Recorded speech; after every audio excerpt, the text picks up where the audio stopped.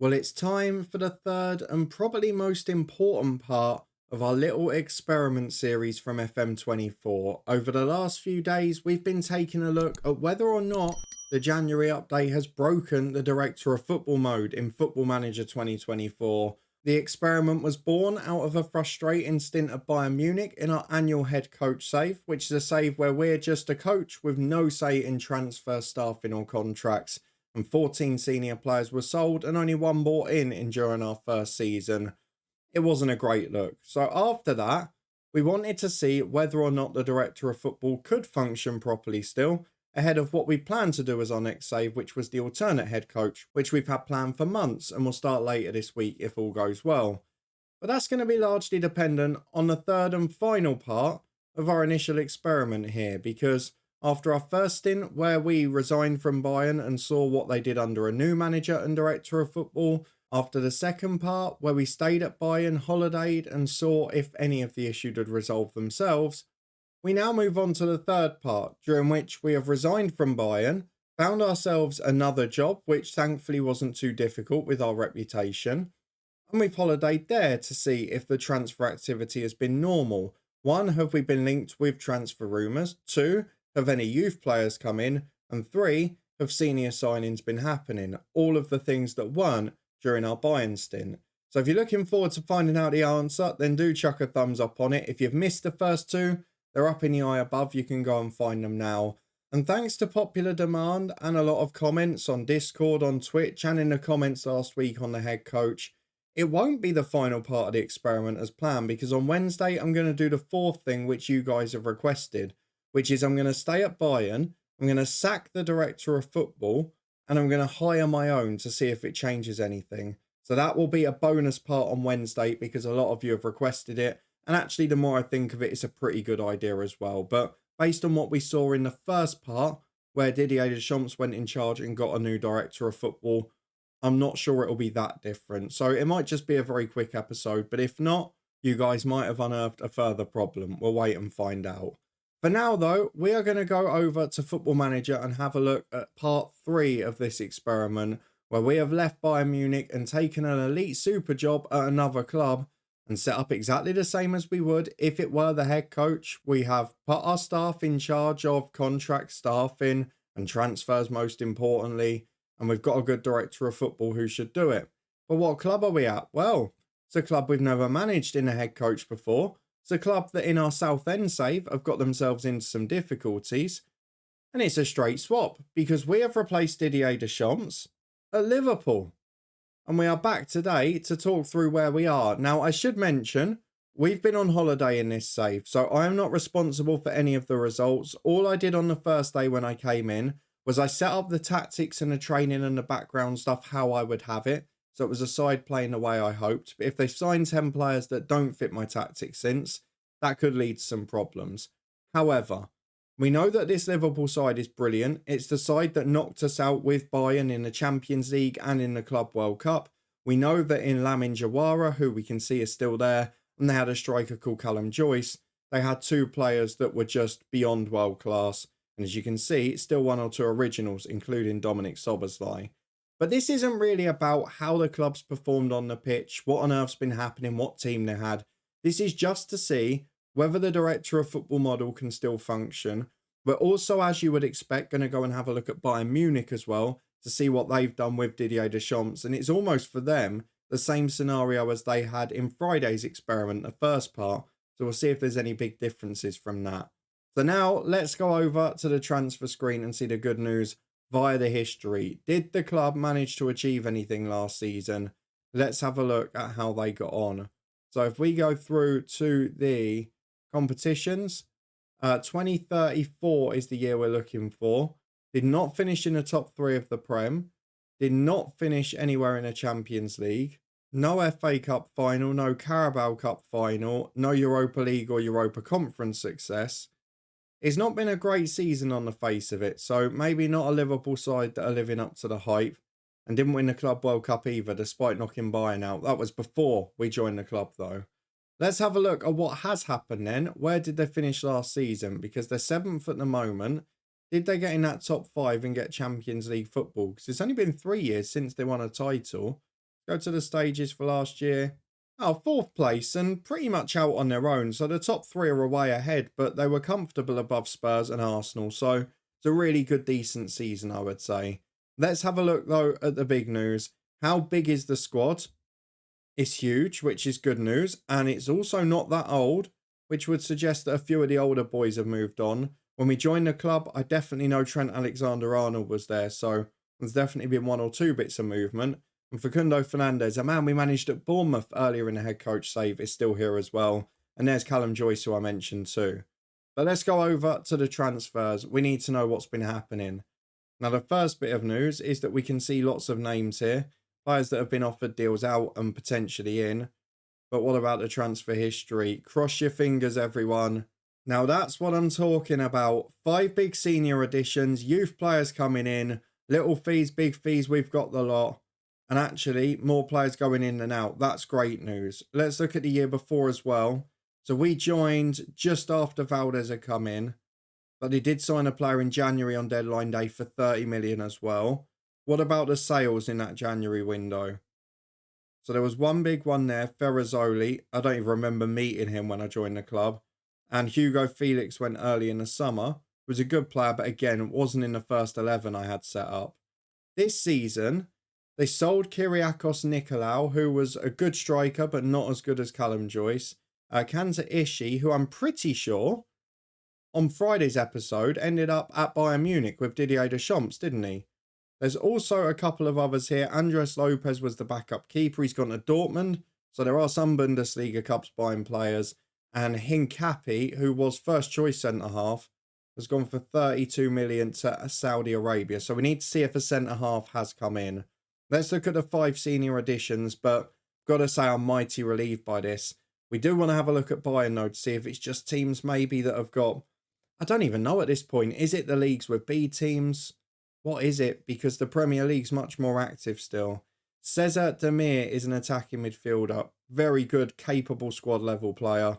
James Agwu, good goalkeeper, probably better than what we had at the club. A young player there, a 19-year-old Colombian striker, so they're investing in youth as well. Ethan Mbappe from Brighton, good midfield player.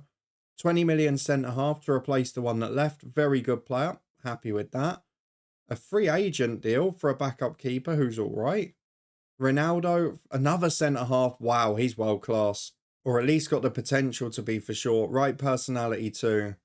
So this is a Liverpool side then that has not just gone for it in a transfer window. They've actually signed sensible.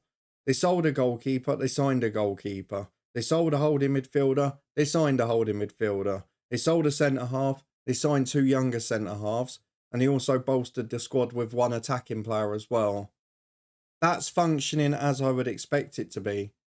Maybe a couple of you were right in the comments. Maybe the Bayern director of football really just wanted me sacked, because that's functioning basically as well as I could have hoped. And just as it was at Marseille, and as it was at Bournemouth, and as it was at Gifu in Japan earlier in the head coach.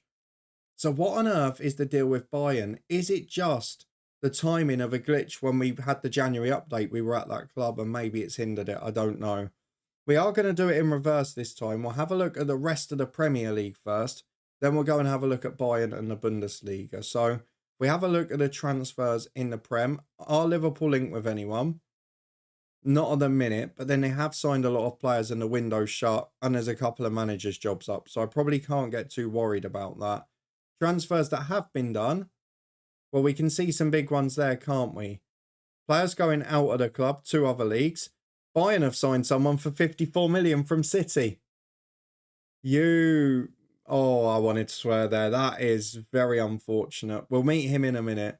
But let's have a look at some of the other ones. Because City, 67 million, 55 million. Big deals there for Spurs, Newcastle, Chelsea, City again. Arsenal, United, Everton. 4 for Liverpool, as we mentioned. Loads for Fulham around there as well. A few of the older boys leaving the league now, so Erdegaard off to Al Nassr. And then a few signings across Europe as well, including some Bundesliga clubs. It's interesting, and I'm very intrigued by this deal that Bayern have done. So the Premier League functioning well, and the director of football at Liverpool working. So I guess the first bit of good news is we can crack on and start the alternate head coach save because we don't think there's an issue overall with the director of football now. So keep your eyes peeled for later in the episode and we'll talk about that as well. But for now, let's go over to Bayern and the Bundesliga. So Didier Deschamps still in charge. We still recognise the skipper and vice. How did they get on at last season and in the competitions? They retained the Bundesliga that we won them. They got that title. Nothing in the Champions League. Runners up in the German Cup again. Won the Super Cup this year though. Nothing else to show for their season. So very similar to what we did. But what about the squad? Is it still small? That is the healthiest squad size I think we've seen. They've loaned out Hervenhoff. But how many new faces are in there? So Naukoi Imai in midfield. Toll is someone who they signed in the last one as well. They've also got the centre half who we saw. In fact, they've signed multiple defenders because Finardi and Mercia are there as well. So this is a Bayern squad that have signed more outfield players than before. And unlike the one where we were left in charge on Sunday, and this is the funniest thing, if you compare the one where we were left in charge with a director of football doing work, compared to say Friday's episode and this one, none of the senior players have gone. You look on Sunday, yesterday's video, DL was sold, Wirtz was sold, Alphonso Davies was sold, De Ligt was sold. He does appear to have gone in this one as well. They've managed to keep this squad together here, haven't they? So let's have a look at the transfer history. Just the one signing this summer and a few players out. But last year, 3 players joined in the summer after we left. 1 more came in January. They only let Kriegelmeyer go out on loan. And in this season, a case of 1 in, 1 out when it comes to senior players. Plus Rafa now are going for a small fee as well. Imai, we know very well that happened in Friday's video where Deschamps took charge. Philippe Mercier did not. 22-year-old right back. Look at the depth they've added in defence. I'm so jealous and I don't get why the new director of football is so much more active. And actually, it does make your suggestion in the comments really good because Wednesday's episode will do it where we just change director of football. And I might even try and get the same one that Deschamps brought with him here. Just to see if he does the same thing or acts in a similar way with similar targets when we're not inputting into the transfers as well. But Mercier's a great young player. Toll we saw in the last one on Friday as well was a capable operator. And then in January, they also went for Lorenzo Finardi for 30 million, who's another very good young centre-half, which then allowed the 2 that have left the club to go in now at a decline in De Ligt. This season, they've signed Lucas Pereira from City for 55 million.